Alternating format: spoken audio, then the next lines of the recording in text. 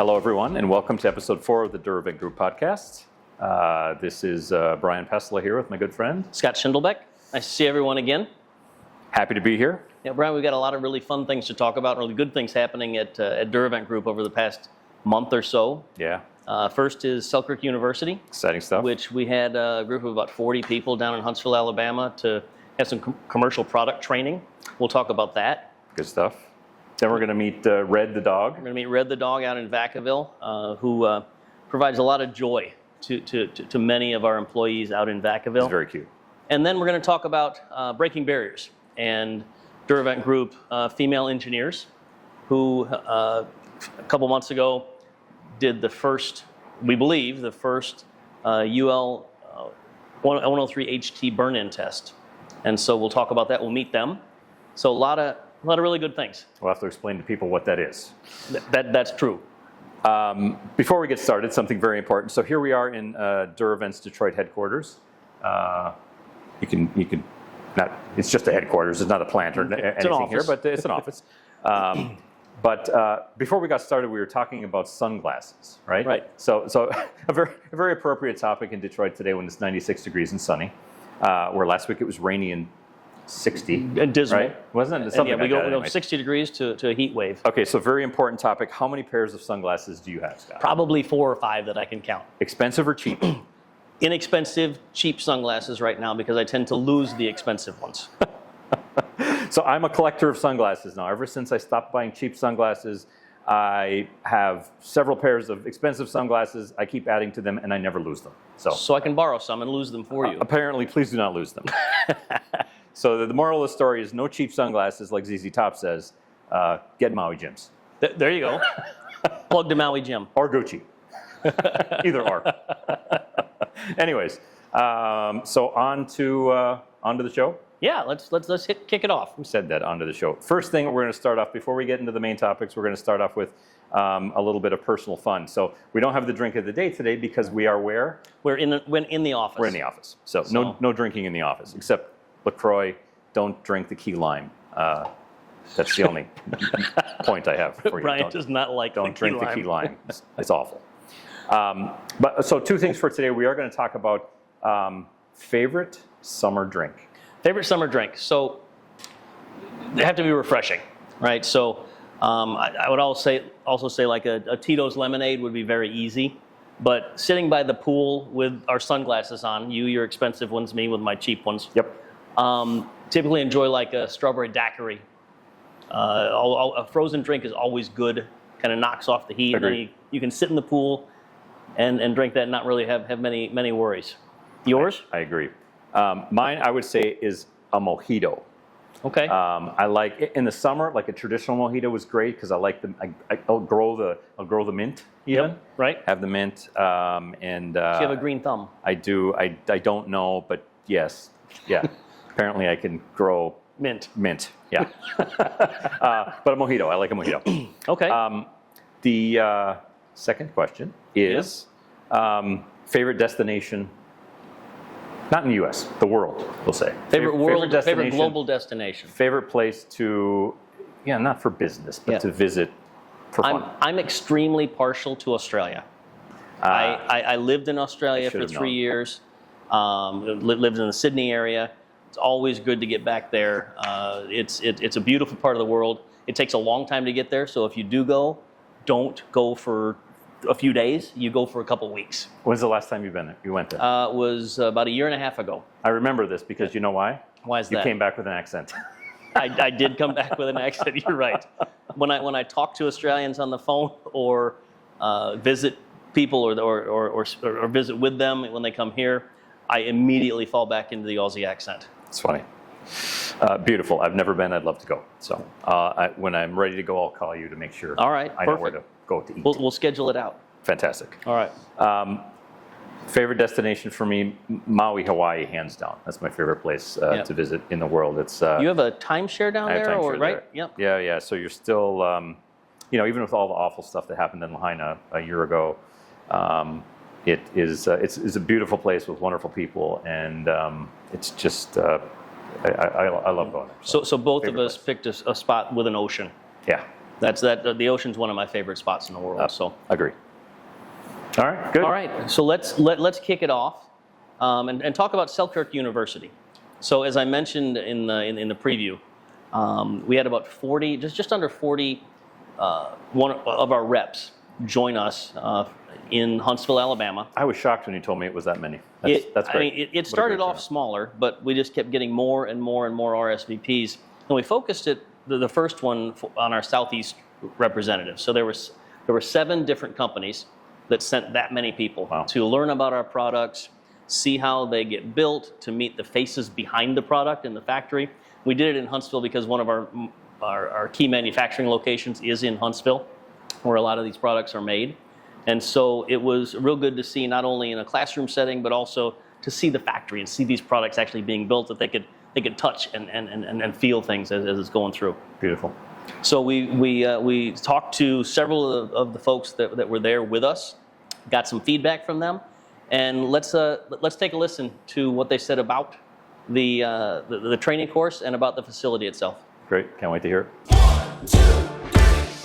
We've not only sat in the classroom and done technical work, learning about codes and products and applications, but we're here at the factory so that they can really get down and see how the products are made, the people who are behind them and build those products, and really the organization as a whole. Scott Smith, Duravent Group, Vice President of Commercial Sales. We're looking at B-vent, we're looking at gas exhaust, different forms of exhaust that we can offer our customer. Andrew Morgan with AirTech of Birmingham, Alabama. A stronger relationship with Selkirk itself, which is something that we definitely needed. Scott McMurray with CAVH HVAC, based out of Tampa, Florida. This is how we got that sale. This is what we packaged together, right? Being able to use that as information. I mean, that's a sales Bible to someone like me who, again, is new to the rep side. I hope that all of the partners that made the investment and took the real time and effort to be here with us over the last couple days, is that they go back ready and energized to continue to sell and grow, and that they have the confidence that we are a manufacturer that they can count on to put their relationships in their local market on the line and to sell our products into that market. So really good stuff we heard from the people that attended, and also fantastic. Scott Smith. I really liked his line that talked about the products that we have, and hopefully the people that came have the confidence in not only our products, but with Duravent Group itself, and that we have their backs, that they're a company we can trust, and our products, when they put them in, they know they work right, work well the first time, every time. I thought what really came through there is the enthusiasm. You heard some of the reps, the enthusiasm, that kind of came through. It kind of felt like, they liked and felt that Duravent was there for them, had their backs, and they really appreciated being there to see where the products are made. So yeah, it was great event. It was a great event. Great idea. Great event. Fantastic. So as we move into the next segment, we're going to talk about Red. Red is a rescue dog. This is a funny segment. Yeah. It's a feel good. It's a cute segment. Red's a rescue dog that was rescued during COVID, and as we came out of COVID, and people started coming back into the office, there was still a lot of anxiety, and people were worried about getting sick and all those kinds of things. And we talked with Red's owner, who's one of our employees there, and we also talked to several other of the employees that come and talk to Red, and talk to him, and pet him, and just the love that he has for all of our employees. It was really a joy to see. Yeah, he's if whoever hasn't met him, a few of us have, but he's a calming influence. He's such a cute dog, and he just sort of mellows you out. I didn't meet him to get mellowed out, but he's just very, very cute and calming. And the training that they did is amazing with him. It is. It's really great. Amazing. Let's have a listen to the interviews, and we'll come back and talk about it for just a minute. He was at the shelter, and he was placed on their euthanasia list and deemed unadoptable. He was deemed unadoptable because he had been severely abused, and he was no longer trusting of humans. So shelter staff had a really hard time handling him or being able to do anything with him. Good stuff right there. Yeah. The love that I see from Red, I know he doesn't remember his past life, but Red just brings joy. I can't explain it. I don't know if it's the look that he gives you, the hugs, the kisses. He's a good boy. He's a good boy. I just look at him and wave, and it puts a smile on my face. I'm serious. He does. He's just a good dog. He came from such a bad part, and then, you know, they took him in and gave him a home, and luckily enough, they've shared him with us. It warms my heart. It makes me feel so good that he's able to share that with others, because I get to see it. I get it, you know, all the time from him, but it really warms my heart to see how he can make a difference to other people, and it warms my heart that he enjoys it so much. So Brian, we just heard about Red. Great start. I want to go a little bit more behind the scenes at Duravent Group, and as we continue to build for the future, not only with our products, but our employees.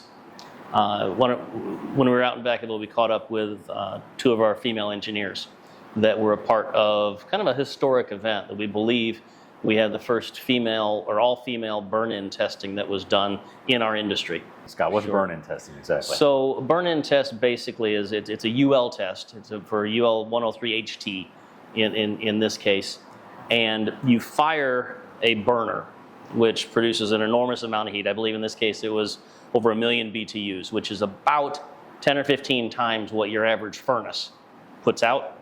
And we're forcing this heat through the pipe, and then there's a measurement on the amount of heat that dissipates through the pipe, and it has to maintain a certain range of temperatures. Mm-hmm. And so that's the test that they did. So as a part of sort of our innovation, part of our sort of safety testing, part of making the best quality product. 100%, 100%. So we caught up with them, as I said, in Vacaville, and let's hear a little bit of their story.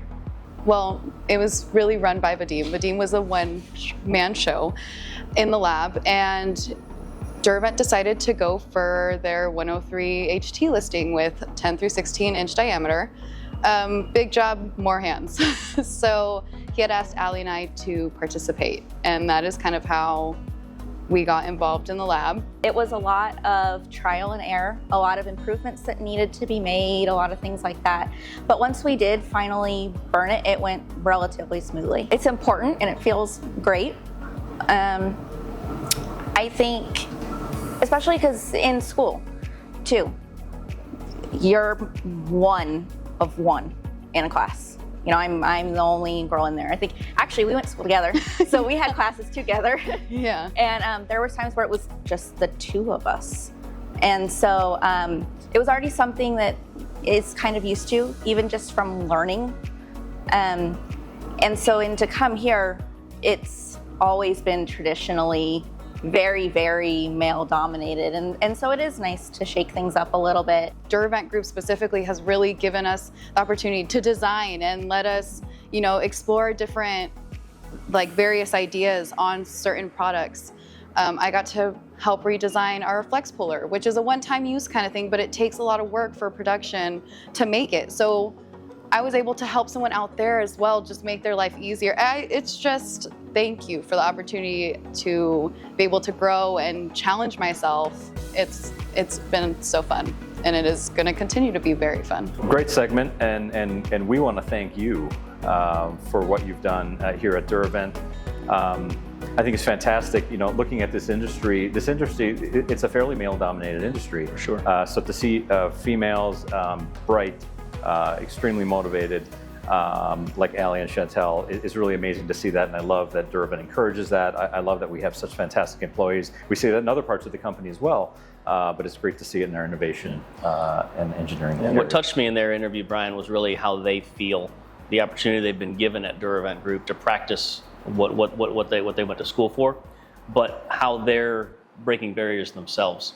I think Chantel, during the interview or off camera, kind of talked about that she and Allie were in engineering school together, and they were the only 2 women in their classes. Interesting. Yeah. And that they're not only breaking barriers as they go through this, but they're role models for themselves. That they encourage each other every day, and that just really struck me that they have the opportunity to do that at Duravent Group. Yeah, fantastic. That's a great story. So this is our 4th episode, the penultimate season 1 Penultimate, episode. nice word. So that means not the last, but the one before the last.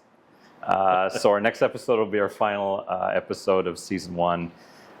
It's been an interesting sort of experiment here in a way to has. kind of touch people and reach out and get the Duravent message out.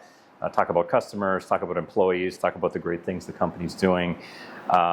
In the 4 episodes that we've done so far, and planning on the 5th, Scott, what's your takeaway from this podcast? My biggest thing is we are building for the future, Brian, and I think everything that we've talked about in the first 4 episodes, whether it's our products, our employees, what we're doing as a company, really bring that mantra to bear.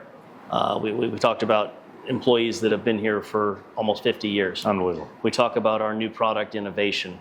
We talk about the relationships we have with some of our customers. We've heard from them, and also our reps and the people that are out there every day selling our product and working on our behalf. And I think bringing all those things together has been really fun to do, but also very educational for me that we're able to share it with everyone. Yeah, I agree with you. What's been interesting about that, every time we've had sort of an idea, frankly, or somebody else has had a great idea to bring in a customer, to highlight Emmett's Energy up on Romeo. I drove by his place the other day. Did you? Coming home.